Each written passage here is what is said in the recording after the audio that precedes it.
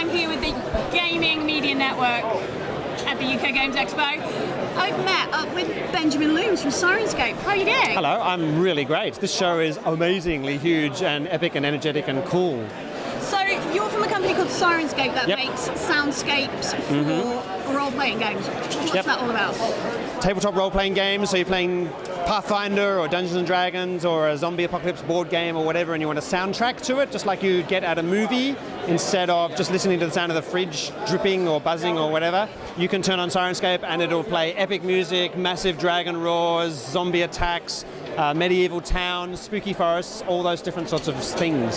So you have an interface here with the Syrinscape app. How is it that the GM uses the game? Yeah, so awesome. So say you're in just a sort of a typical market town, and it's just going along. It's not just a recording of a single track. It's actually all separate elements of the design, all separately. So there might be some cart noises, some hawkers calling and selling their wares, and each of those might occur at a different time in the sound design, completely randomized. And then when the Dungeon Master's ready for a battle begin, he just does that one touch to bring up the bugbears, and then he just reaches over.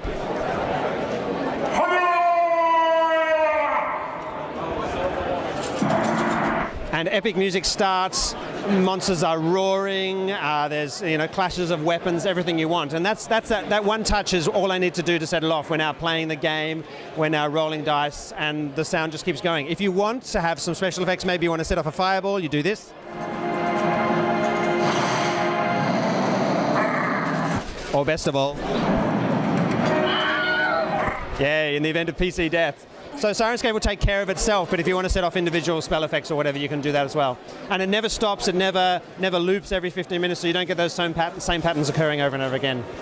So you can customize it to your specific adventure, your own roleplay. That's right. To follow the Pathfinder world, you can do free sandbox style stuff. Oh, obviously a dragon is a dragon and goblins are goblins. I mean, the Pathfinder goblins are particularly cool, and that's the way they've styled it. But and you can actually customize the town completely how you like it. You might like to turn on the rain and the thunder because it's a rainy day, or turn on the rain and the thunder while the bugbears are going, so that you can not only stab your PCs but also make them drenching wet, which is cool.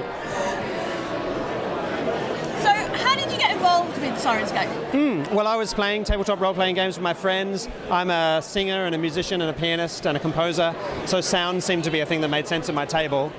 So I started using movie soundtracks and things like that, but it was never quite the right track at the right time. So I started to sort of compose music and put some sound effects in. I ended up with a 15-minute loop at one point, which was pretty cool. But of course it goes round and round and round every single 15 minutes. And there's this one situation which I tell everyone which really epitomizes why I made this interface with the whole randomized thing. There's this caw-caw, caw-caw, oh, in one of the tracks I'd made. And the players have been playing this one location for maybe 45 minutes, and it came around again, and they actually stopped the role-playing we were doing and all went, caw-caw, caw-caw, oh!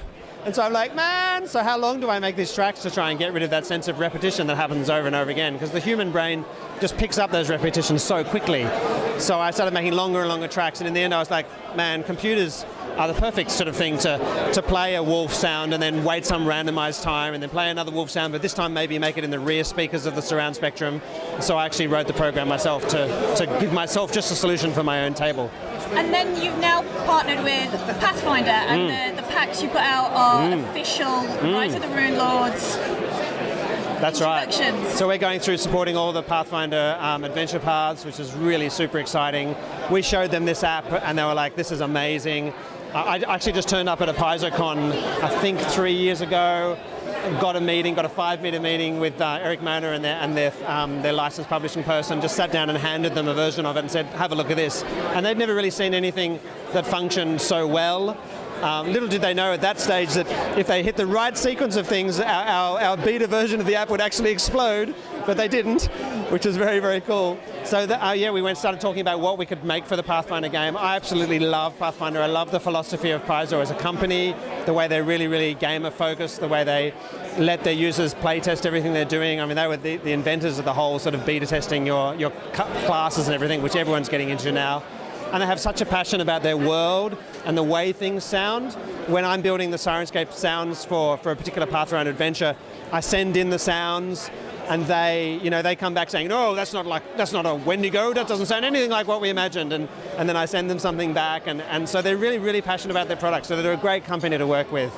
And you've gone from when you first met them to now providing the sound for 150 game tables of role players. Yeah. What's it like at Gen Con and things like Gen Con is huge. There's 150 tables for the Gen Con specials, which are enormous. So these are these incredible events where everyone plays a collaborative game. There's a game master at the front who keeps the story going, and then game masters on every individual table, and the outcomes on all the different tables actually affect the outcome of the adventure and where the adventure heads. And you play out the Syrinscape background and sounds as so I sit up the front, and we have dragons roaring and explosions, and I accompany all those speeches of the GM with sort of exciting, suspenseful music. And if there's, for instance, in the special we did last night at UK Games, we did, there's this amazing clockwork door with all these whizzing, crackling cogs, and I have a sound in here of a clockwork machine, which I sort of messed with a bit, turned down some sounds, turned up some sounds, and got a preset which I really liked. So he's talking about the clockwork door, and there's the sound of the clockwork door,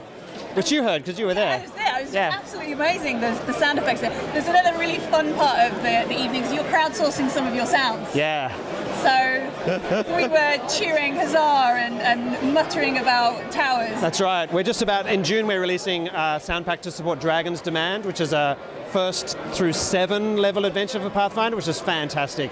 A really great introductory adventure, more in the style of some of the older modules. And so I needed to have the sound of a worried crowd.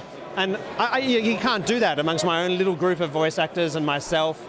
So I got the whole room to do worried crowd, which lasted in a serious mode for about 2.5 minutes, and then started to get very silly very quickly. So that's fine. I'll edit that and loop that round. And then we got the whole crowd to do huzzah and yay. It was super fun. So that'll be appearing in Syrinscape very soon.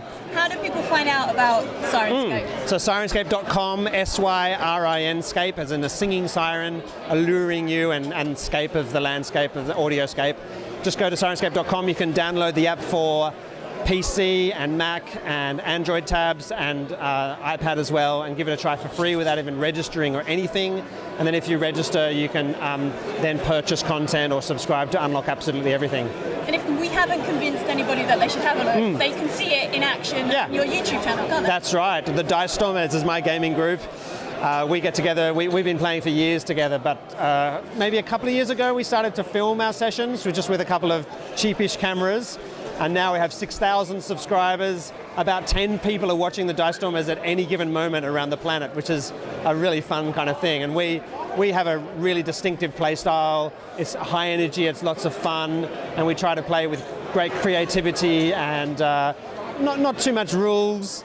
We don't take too much seriousness. Not too much serious, no. So check out the Dice Stormers. Just search for Dice Stormers on YouTube.com, and comment and get involved with the community.